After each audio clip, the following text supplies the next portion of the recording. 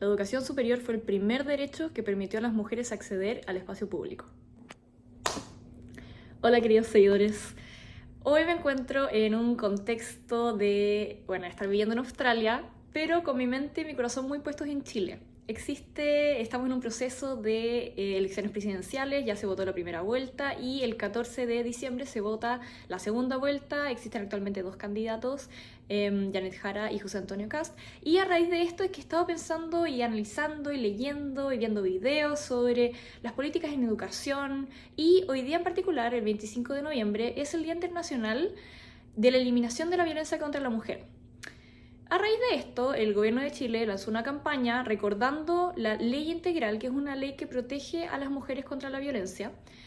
Y me hizo pensar un poco sobre cuáles son las políticas respecto a las mujeres que tenemos en Chile, cómo ha avanzado esto, cómo partió. Entonces como que hice una especie de investigación de cómo parten las políticas públicas que favorecen los derechos de las mujeres y cómo eso en el fondo llega al día de hoy y cuáles son los desafíos futuros. Entonces, hoy día les quiero hablar sobre los inicios de los derechos ganados en Chile para las mujeres, un poco con contexto también internacional, y pensando en cuáles son los desafíos en un minuto tan importante como es la elección presidencial y qué impactos pueden tener los distintos pensamientos políticos también de los candidatos.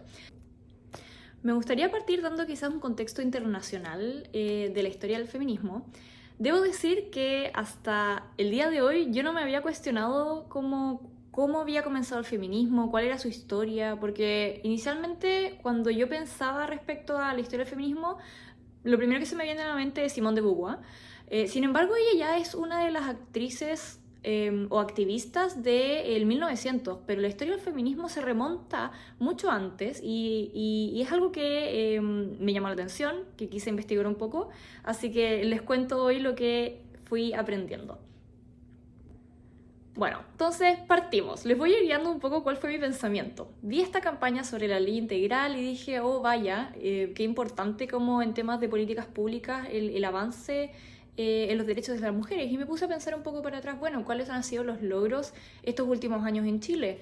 Lo que está muy en boca al día de hoy son los derechos sexuales y reproductivos de las mujeres.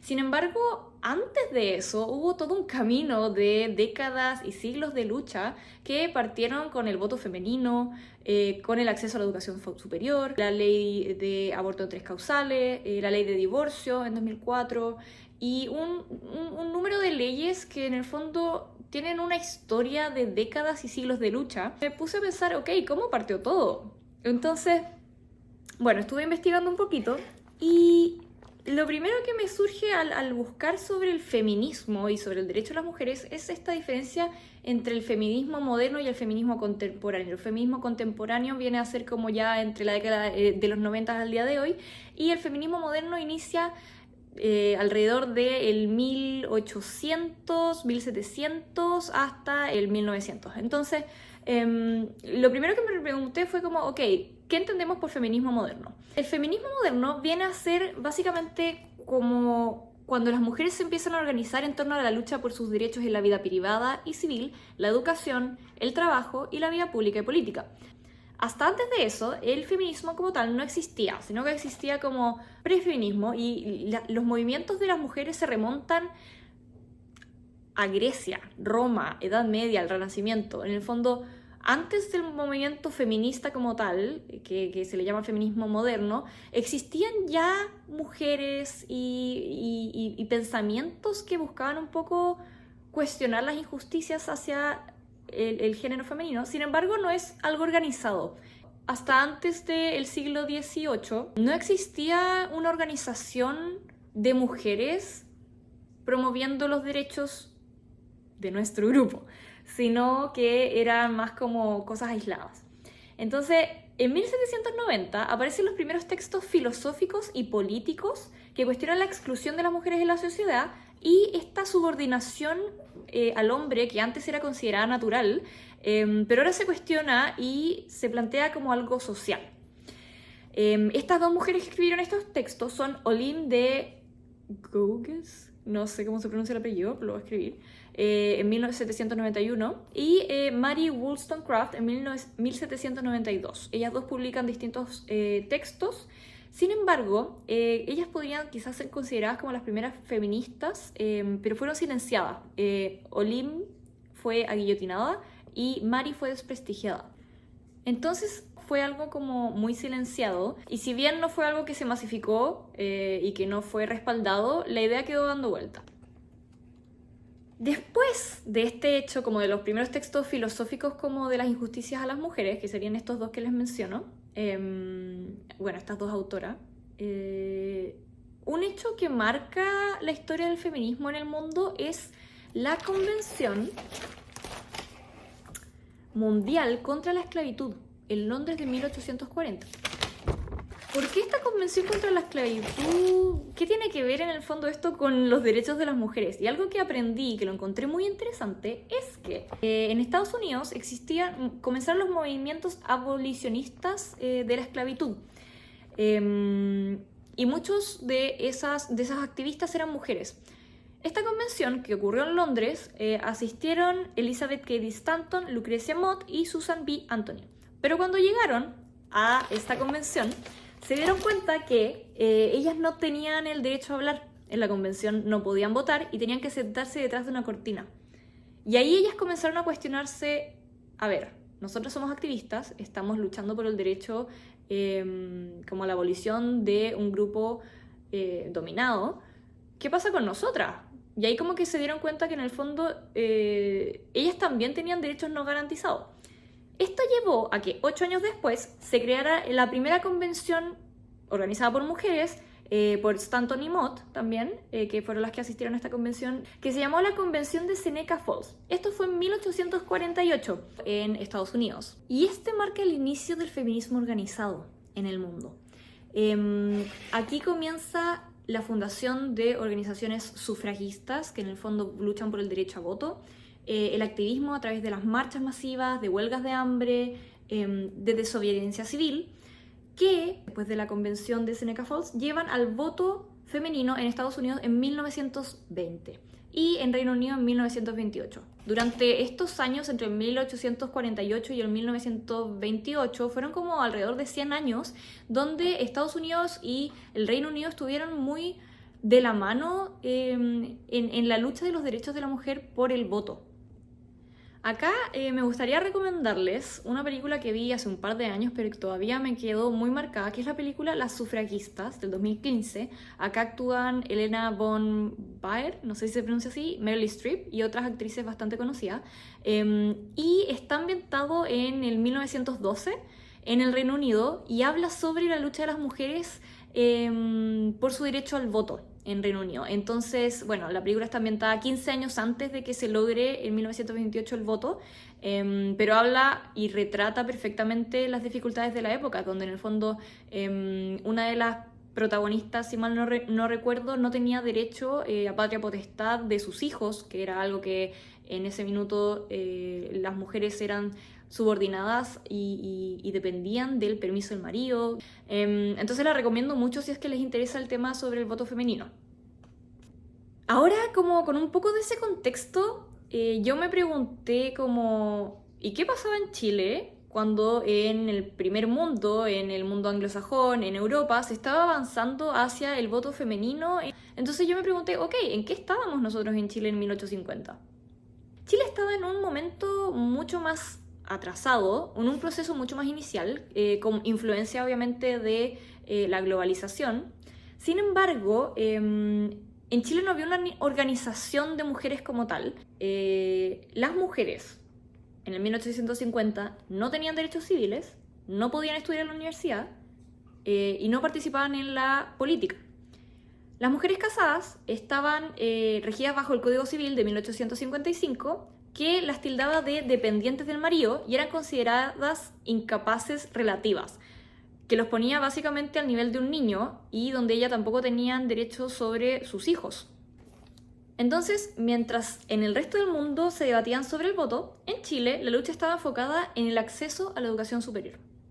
Y ese es el primer paso que garantiza y abre puertas a las mujeres en todo el resto de los derechos que vienen después.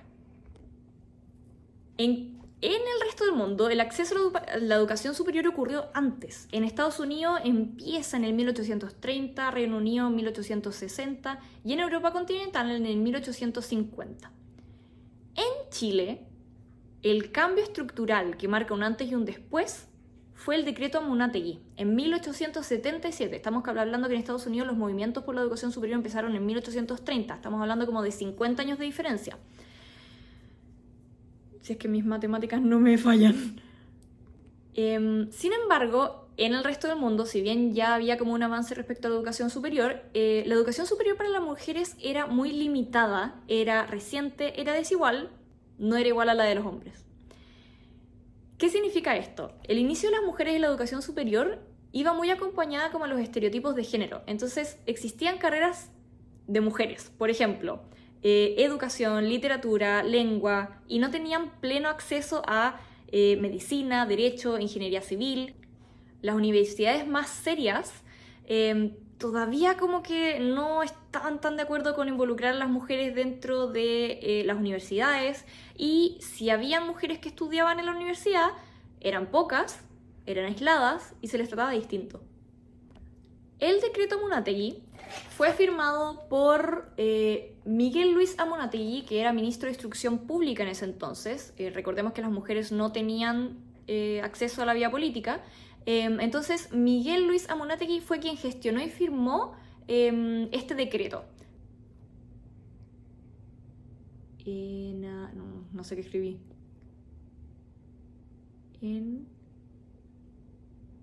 un cambio social que iba... Nunca sabremos qué dice.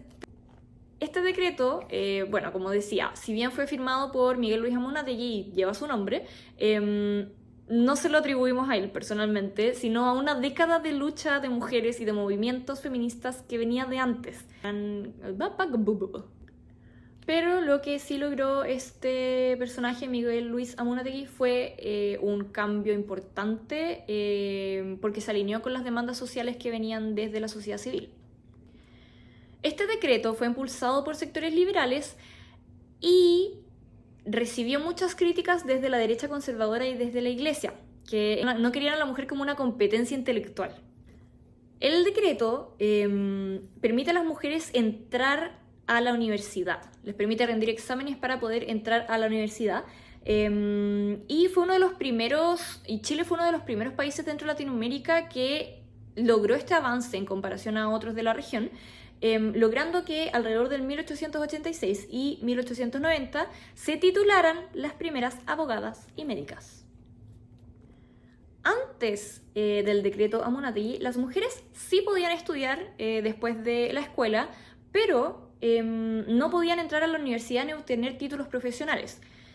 ¿Cuáles eran las opciones para las mujeres de estudios después de la escuela? En Chile, al menos, estaba la opción de las escuelas normales de preceptoras, que se remonta al 1854, o sea, 30 años antes del decreto Amunátegui, para formar profesoras de primaria, y era la única opción profesional para las mujeres. O sea, si bien agradecemos todo el rol que tuvo la escuela normal de preceptoras y que es un logro importante en los inicios de la educación superior de las mujeres, si se dan cuenta, era la única carrera disponible para las mujeres, dejándolas de lado de las ciencias, la ingeniería, la medicina, que eran carreras asociadas a los hombres. Otras alternativas que existían, existían institutos y colegios femeninos de élite, como privados o religiosos, y que tenían un rol de formar damas cultas. Por ejemplo, se les enseñaba bordado, tejido, música, religión, idiomas como el francés. También existían seminarios religiosos para las mujeres.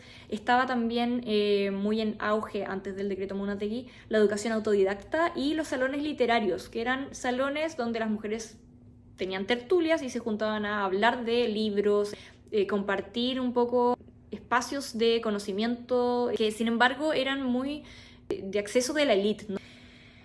Y también se impartían cursos técnicos o de economía doméstica que, más que tener un rol en la independencia económica de la mujer, lo que hacía era fomentar el rol doméstico para que la mujer pudiera liderar un poco la economía dentro de su propia casa. Entonces, hasta antes del decreto Munategui, las mujeres no podían ingresar a las universidades, estudiar medicina, derecho o ingeniería, obtener un título profesional, acceder a escuelas científicas o técnicas superiores. Básicamente, la educación superior para las mujeres estaba legal y culturalmente prohibida. Ahora bien, el decreto Munategui lleva el nombre del ministro de Instrucción Pública de ese minuto, que era un hombre. Entonces yo lo que me cuestioné un poco fue como, ¿cuáles fueron las mujeres que tuvieron un rol también dentro de este hecho? Y lo que logré encontrar fue que algunas mujeres que tuvieron un rol importante fueron Rosario Rego, que fue una escritora y pionera cultural, la primera en acceder a la Academia de Bellas Artes y tuvo una formación como escritora. Ella escribió sobre la educación de las mujeres y la necesidad de su formación intelectual. Otro personaje importante que encontré fue Mercedes Marín del Solar. Fue una de las primeras en plantear públicamente que la educación era un derecho y no un lujo. Ella planteó ese debate 30 años antes del decreto.